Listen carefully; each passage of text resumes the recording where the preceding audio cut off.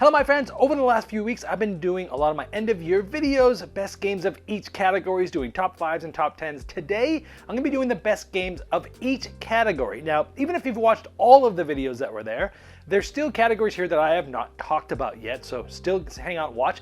If you haven't seen any of those, then you can go back and see. Now you're going to see all the number ones of every category here today, but if you want to see what the other 5 or 10s are for many of these categories, you can go back on my channel and do that. Also, in a few days, I'm going to be launching my top 10 games of 2025, so subscribe and hit the bell to make sure you don't miss that one. One caveat here is I don't allow any game to win any more than one category. So some games could actually be in 2 categories, but they're only allowed to sort of win 1. Here we go.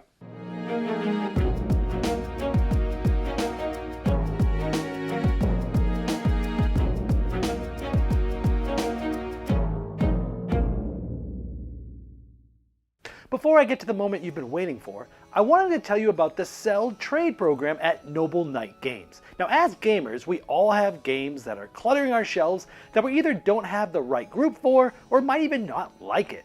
Well, now you can turn those unappreciated games into cash or store credit.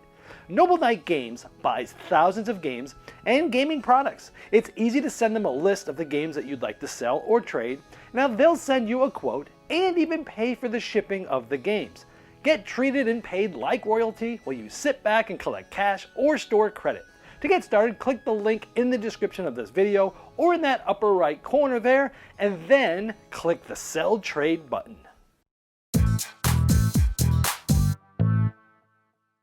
Now, there were a handful of good children games that came out this year. A couple of them that were like based on popular games. There was like, Cascadia Jr. and Splendor Kids, and both of those are good. But for me, the best one is Micro Macro Kids.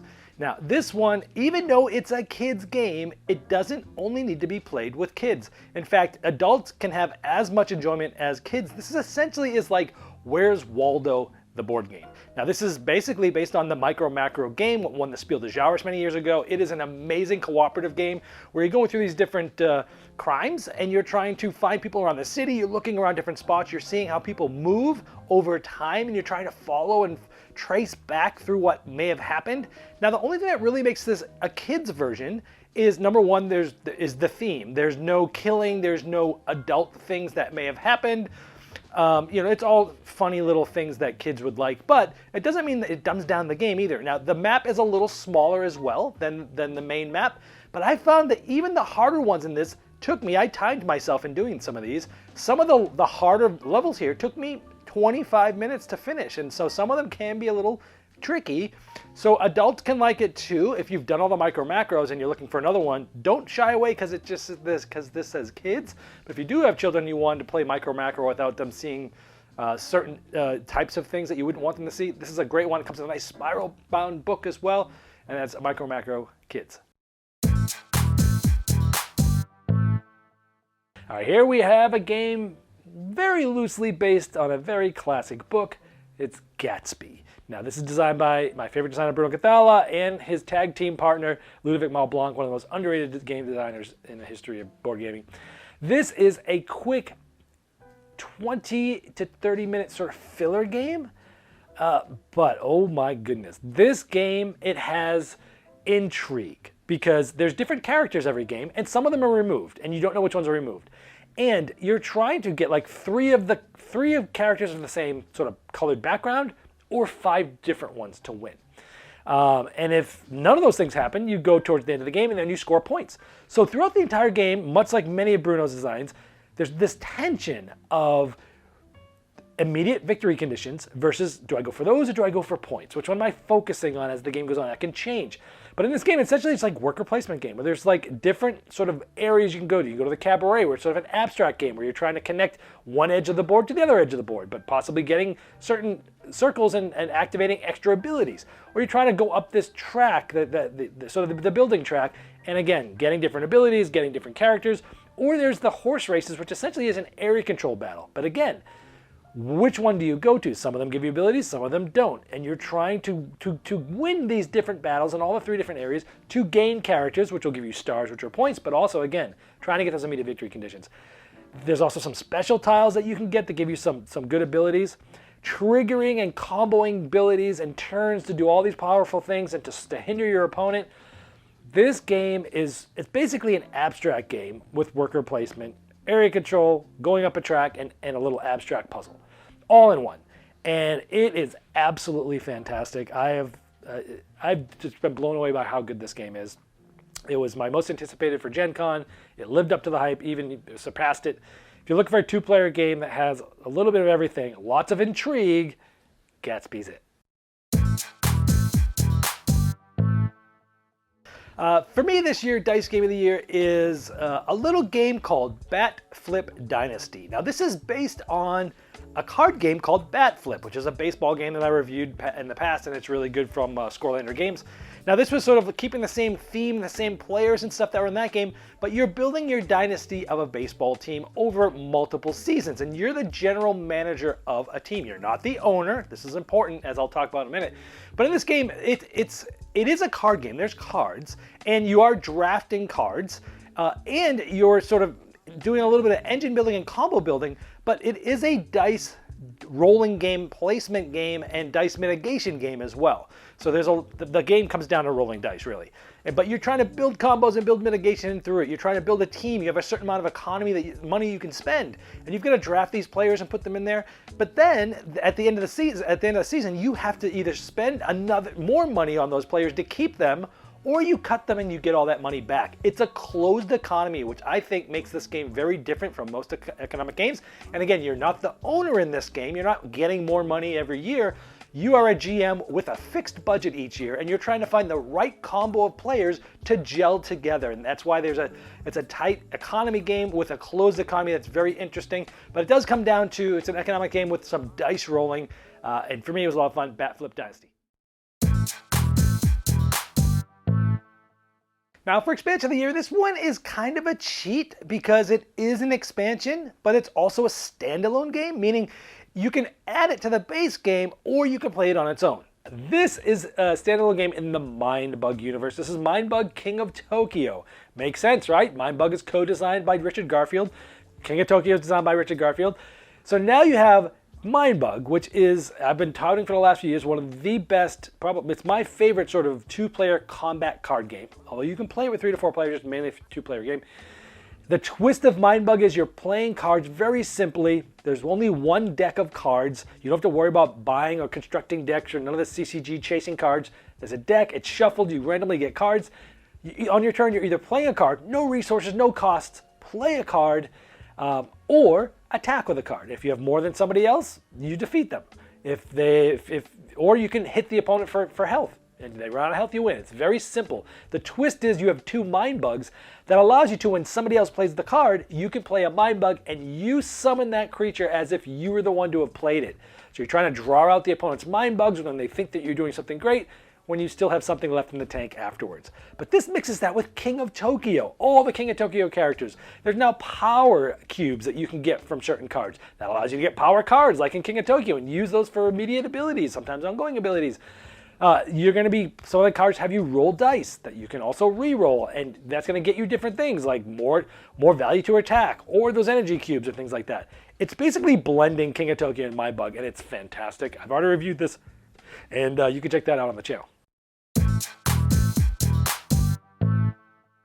Now, there were many really amazing reprints this year. Some of them you may see on some of these other categories, which is, as I mentioned in the beginning, only one category can be won by any game. So, for example, if a game could win more than one category, I had to select which category it was going to win. With that being said, best reprint is Wolf Street. This is a reprint of a popular game that's been out of print for a long time called Panic on Wall Street. And this game is just a crazy fun game. This could have also have been in sort of party game of the year types of things as well. With Wolf Street,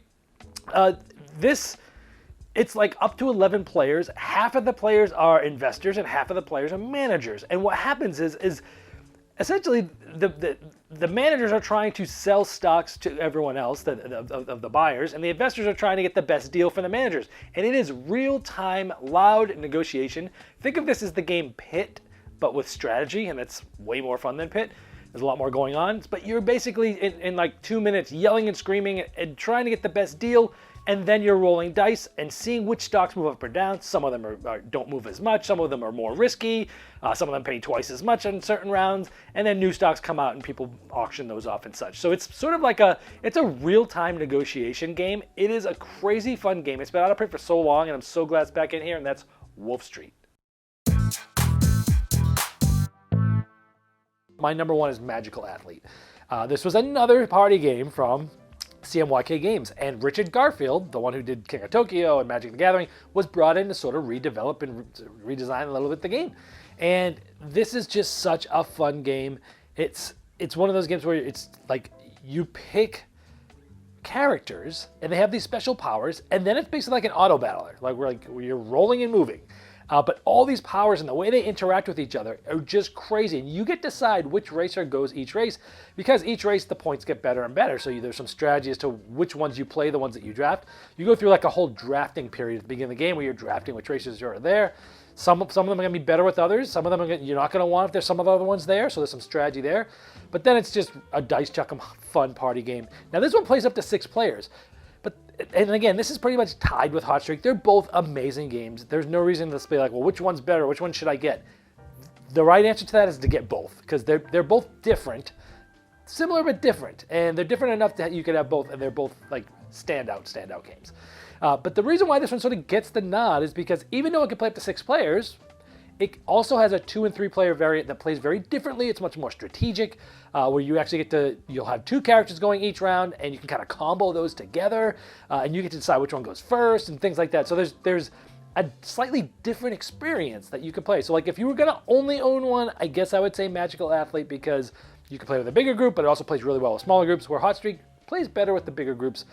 If you're going to be playing with more than 6 players most of the time, then Hot Streak's your pick, because Magical Athlete only goes to 6. Hot Streak you can go till, I think it's 8 or 9, and then there's more after 9. You can play like big, huge party game. So Magical Athlete there did it. Yeah, this is now, it used to be best artwork, but now it is, I just do best presentation. And for me, this is Vantage from Stonemaier Games. Now this is an open world exploration game where you're on you're in this space capsule, and you come across this planet and you have your own vantage.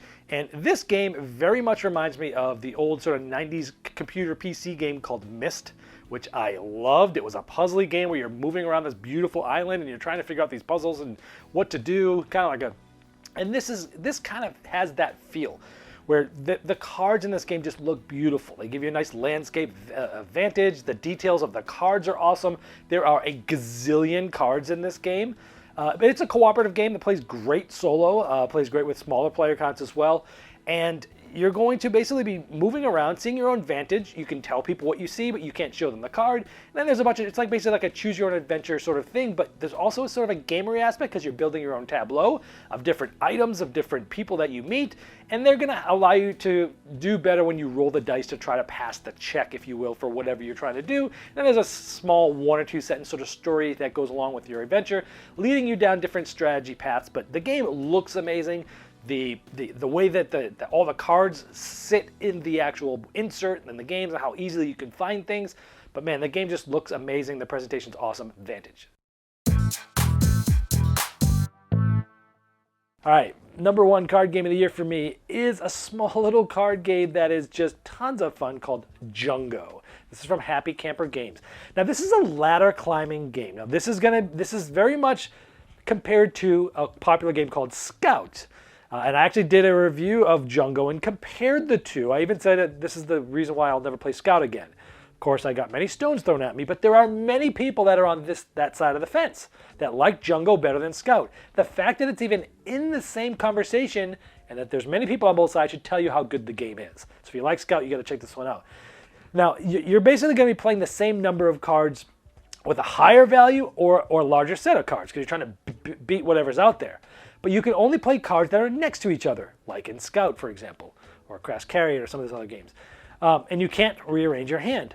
But when you play something that beats what's out there, you can either pick up those cards and put them anywhere in your hand, giving you all the flexibility and the fun to build up other combos, or you can just discard them. And I don't want them. I'm trying to run out. Now, if you cannot play or choose not to, you must pass, and then you draw a card from the pile, a face down card. But with that face down card, you now might be able to beat the hand that's out there. That's called a jungo. And so sometimes you can just beat what's there, and that's kind of fun too, a little pressure luck aspect. Now, jungo, the thing is you're discarding cards as you play them to get closer to winning, but then you're adding the cards that are out there to make you more powerful. And there's always this balance of, ooh, I want more cards, ooh, I can build this big card, you can build all these cool combos, but like in a lot of deck building games, at some point you got to turn the points. In this, it's like, sure, you can have all these great combos in your hand, but whoever runs out first wins. So you're trying to have that balance. It's super streamlined. It's better for mass market crowds. It's simpler than Scout, but yet it still has a ton of depth, and it has more positive reinforcement, more sort of dopamine hits of fun. And in my opinion, it's better than Scout. Go watch my review as I go into more detail. That is Jungo. For me, the most innovative game is actually designed by an 8-year-old that has blown my mind because it's so innovative because it takes the sort of deck construction of CCGs or TCGs, like trading card games or collectible card games like Magic and Yu-Gi-Oh! And things like that. And you have this of where you're getting these cards and you're either buying packs and opening them up and drafting, or you're just building your own best team.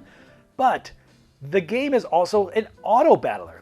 Popular games like, games that made this popular recently is Challengers, won the Kennerspiel des Jahres a few years ago, and then Tag Team this year are very popular. This also is that. So you're building your own sort of thing, and then you're auto battling, but you also have a lot of agency. The big catch here is the cards that you're using are literally legitimate baseball cards from any era. As long as they have stats on the back, you can use them, and it just opened up an all new ecosystem. And it's one of those games where you look at it and you go, I can't believe this hasn't been done before. How has nobody figured out a way to play games with real baseball cards before? The game is fantastic. I've reviewed it. Go check it out on my channel. But it is so innovative because it took things that are popular, two very different segments of CCGs and sort of auto battling, and put them together with baseball cards, and it works. Super innovative. Baseball card GM. For me, most immersive game is Wandering Galaxy, and this is from Plaid Hat Games. This is the third of games that have come out that you share this sort of style, this Crossroads game where it does this type of style, where it's a very narrative experience. Forgotten Waters was the first one, and then Freelancers was the second one, and this is the third one. This one actually mechanically has the most going on, so if you like those other two games but you wanted more meat on the bone, this is the one that has the most mechanically going on. But in this, it's a worker placement game, but it's an exploration game where you're moving your ship around the galaxy. You're trying to get enough profit to win. There's a bunch of different scenarios you can play, but it is so immersive because they have rewritten the rules on what an adventure game is, because they hire extremely talented professional voice actors that read to you the things, and they don't go on for too long. There's good ambiance in the soundtracks. The voice acting is great. There's always some funny humor in there, but because that seamless experience is so much better than listening to someone read a book in front of you, it just really drops you right in the middle of it. You feel like you're on the ship. You feel like you're trying to do these little side jobs. You feel like all this stuff, and it is just so immersive. If you like Forgotten Waters or Freelancers, this one is another hit like that, Wandering Galaxy. All right, now this one obviously is a game I love. It has a ton of interaction. It's called Positano.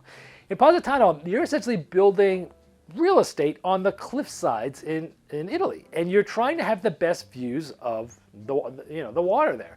And so this game is a very clever sort of simultaneous secret auction mechanism where things are going to be coming available. The types of tiles, and they're going to do different things. They're going to allow you to build in certain spots. They're going to allow you to build certain heights. They're going to allow you to do different things. And you're going to flip over your cards, everyone is, and they basically have different numbers on them for the different aspects of the cards. Most of these cards are good at one thing and okay at another and bad at another. So you're trying to figure out which of these three aspects do I really want this turn, like height or position or location. And so you're going to be able to maybe place first. And that's important because you might want the spot that you really need to go to because you think that's a great spot. Or you want that spot because you're going to be able to build higher because of the special ability of that tile, and you're going to be able to build higher and block the person that's behind you. Because you're constantly trying to be able to see out and block people. And the other aspect is like, what kind of roof does it get? Is it bronze, silver, or gold? Well, the golds are worth 3 points at the end of the game. The silvers are 2. The bronzes are 1. And the higher you go, the even more points you're going to get. So you're trying to build tall, gold building tops that can have a great view of the ocean. But so is everyone else. And so you're constantly trying to figure out, what do I need right now? Based upon what's there, what are other people going to do? What is someone going to really take this location from me and block me? Yes, then maybe I need location first, but then now I'm going to get the worst roof, which means less points. But if I get the better points and I get blocked, it doesn't really matter. So there's a lot of crunchiness that goes into this, and everything that everybody does on everybody else's turn matters. And there's also an expansion that allows you to play with up to 6 players, and it also allows you to play the 4-player game, sort of the quote-unquote long game, like you can in a 2-player game. It's fantastic. I do recommend the expansion just for that. If you're going to play with 4 players a lot, get it, because it allows you to have more turns in a 4-player game, so it a little bit evens out sort of the luck of the such there.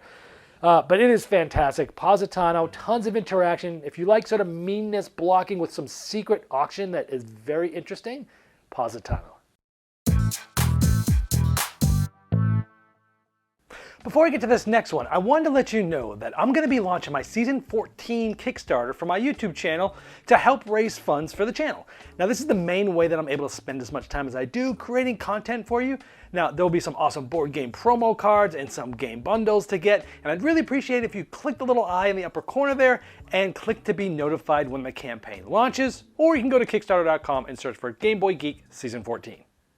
This next one is a game that I'm firstly going to apologize that is almost impossible to get. I actually had to import this game from Japan and paid way too much to do so. This was on the hotness of Board Game Geek for a little while there. It is a cooperative, limited communication card game called Eternal Decks. Now, I have reviewed this, so you can go check it out on my channel. This takes sort of the limited communication cooperative card games like, things like this year that came out that were good ones, was Beasts and Take Time. But you think of any like sort of cooperative game where you have limited communication, a lot of those card games are like 20 to 30 minutes long. And they're usually quick and they're usually bite-sized, and there's plenty of great ones. The reason why this one really stands out is because it's the first game of this type that I know of and that I've experienced that takes that concept and just adds a lot of things around it, a lot more mechanisms, a lot of things. There's 6 different stages you can play, which are essentially like 6 different scenarios that you can replay over and over again, but they all have different rules, different variants, different ways that you're trying to win, different ways you could possibly lose, different cards that come in, different strategies, little mini games that come in. But in the end, you're trying to basically do whatever that scenario does to win, and you're trying to make sure that nobody sort of runs out of cards and can't do anything. So you're playing cards out on a tableau, and you can't play the same number or color next to each other, but there's also different rules depending on which row you throw them in, you put them in, like these ones all have to ascend, these ones have to descend, these ones have to be odd values, things like that. But when you get to the end of the row, you have to unlock a deck of cards of, I think it's 8 cards from an Eternal. And all these cards give you different numbers, and some of them give you special ability, and now you have more cards. So you're trying to make sure that players don't run out of cards. A few times a game, you can pass a card to someone to make sure you don't lose. Because again, if you have no cards and you can't do anything on your turn, everyone loses. So you're working together to try to figure out who's going to play where. What am I going to play this? It is just an amazing game. Next year, in like I think September in North America, it's going to be coming out by Portland Game Collective. So you're going to have to wait a little while. But this one is a fan. If you like limited communication card games, but you wanted something that's a lot bigger, a lot more meat on the bone, but still extremely streamlined and elegant, Eternal Decks. Before I get to the moment you've been waiting for, I wanted to let you know that Game Toppers is giving 15% off premium game mats and accessories specifically to my US and Canada audience using code GameBoyGeek15 off for a limited time only. Hear more about this at the end of my final thoughts. So a couple years ago, my strategy game of the year was Revive, and the game was just fantastic. This is done by the same team that did Revive. It is a different game completely, and has a lot of new concepts in it, or different concepts than Revive, but it also has a bit of a familiar feeling where if you've played Revive, you'd go, hey, is this done by the same guys that did the same team that did Revive? It's like that. So this is a strategy game called Recall. I think in North America it's not coming out till springish or something like that. It just came out in Essen. Woof! This game is sort of a heavier. it's got a lot going on. In this game, you've got your own sort of board, and much like Revive, you've got some sort of long-term engine building where you're building up these keys that give you actions. But then you're going to get keys that have better actions or more actions. And you're going to be going out on this board. You're going to be exploring and flipping over tiles and seeing what's there. You're going to be going to different places and doing different things. Like you're going to be building certain buildings. You're going to be gathering different types of resources that are going to give you points. You're going to be moving around into camps and get everything that's adjacent from them. You're going to be doing these big monuments and building there. There's all these different types of strategies.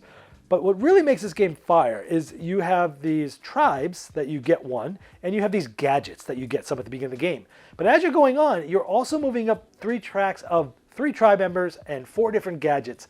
And you're getting knowledge. You're getting books and knowledge of these different things, and you're moving up tracks, getting bonuses as you go. And when you get far enough, you get to take some of the gadgets because you know that tribe, and you get to use that tribe's ability. So by the end of the game, you've got 4 different tribes possibly, the one you started with and 3 other ones, and a bunch of different gadgets that you can use to like break rules of the game. And these are different every game. There's a ton of them. This is the secret sauce that makes this game really, really stand out.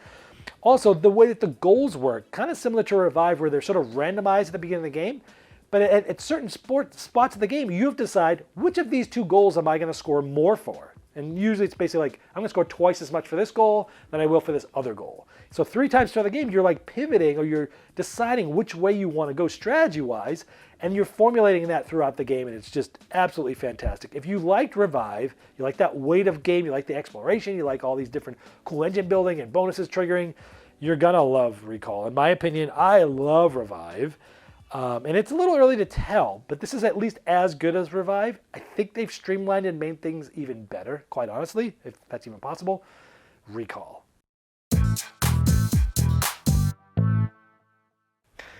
Game of the Year. Well, sorry folks, I do this every year, and a lot of people hate this, but it's kind of fun because Game of the Year is actually going to be announced on my next video, which will just be a few days from now, where I do my top 10 games of 2025. But this kind of gets your juices flowing, gets you really excited for this. So if you don't want to miss that, subscribe here, and we'll see you in a few days to see my Game of the Year and the other 9 top 10 games of 2025. And of course, if you want to see all the other runners-up in the top 5s and top 10s of most of these categories, go back on my channel and look in the last 3 weeks. I've done about 6 to 7 other videos about this. It's been the Game Boy Geek, breaking down barriers, growing relationships with board games by helping you on the next one you love. Game Toppers upgrades every game you play, being the one table to rule them all with Game Toppers, leg kits, dining covers, premium game mats, and more. In their 5.0 Kickstarter, they found a way to deflate prices to pre-pandemic levels without sacrificing their quality brand, and in some cases by $200, plus dropping the shipping price as much as 50%, saving another $100. Go to GameToppersLLC.com to late pledge now.